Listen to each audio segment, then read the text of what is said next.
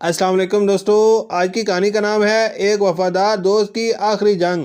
گاؤں کے کنارے ایک غریب کسان اپنی چھوٹی سی جھونپڑی میں رہتا تھا۔ چند ماہ پہلے اس کی بیوی اس دنیا سے رخصت ہو چکی تھی اور اب اس کی زندگی کا واحد سہارا اس کا ننھا سا بیٹا تھا۔ کسان دن بھر کھیتوں میں محنت کرتا تاکہ اپنے بچے کے لیے 2 وقت کی روٹی کا بندوبست کر سکے۔ اس کے پاس ایک وفادار کتا بھی تھا جو برسوں سے اس کے ساتھ تھا۔ وہ صرف ایک جانور نہیں بلکہ گھر کا محافظ، کسان کا ساتھی اور اس معصوم بچے کا نگہبان بن چکا تھا۔ کسان کو اس پر اتنا بھروسہ تھا کہ جب بھی کھیتوں میں جاتا اپنے بیٹے کو اس کے سپرد کر کے بے فکر ہو جاتا۔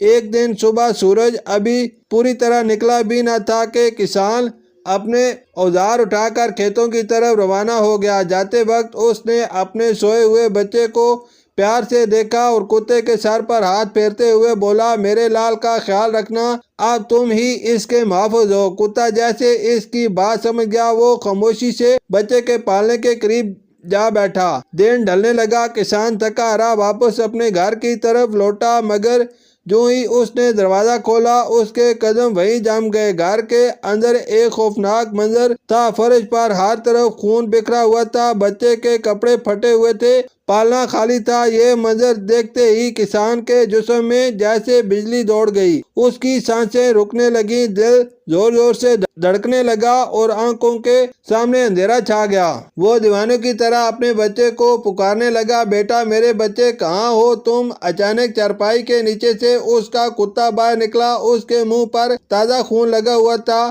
پورا جسم لہولہان تھا اور وہ اپنی زبان سے اپنے ہونٹ چاٹ رہا تھا۔ یہ منظر دیکھتے ہی کسان کے دل میں ایک ہی خیال آیا، اس درندے نے میرے بچے کو کھا لیا۔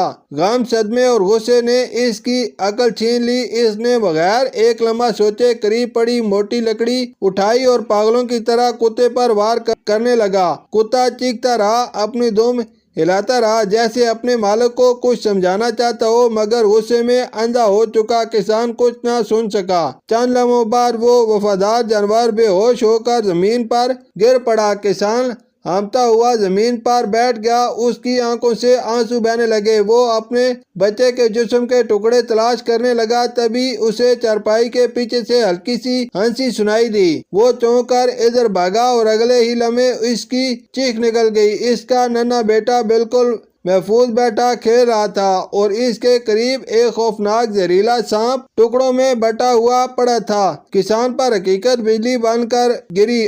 اصل میں اس کے وفادار کتے نے اس خونخوار سانپ سے لڑ کر بچے کی جان بچائی تھی۔ یہ سارا خون اسی جنگ کا تھا۔ کتا خود زخمی ہو گیا تھا مگر اس نے اپنی آخری سانس تک بچے کی حفاظت کی۔ کسان کے ہاتھ سے لکڑی گر گئی، وہ دوڑ کر کتے کے قریب آیا، اس کا سر اپنی گود میں رکھا، مگر اب بہت دیر ہو چکی تھی۔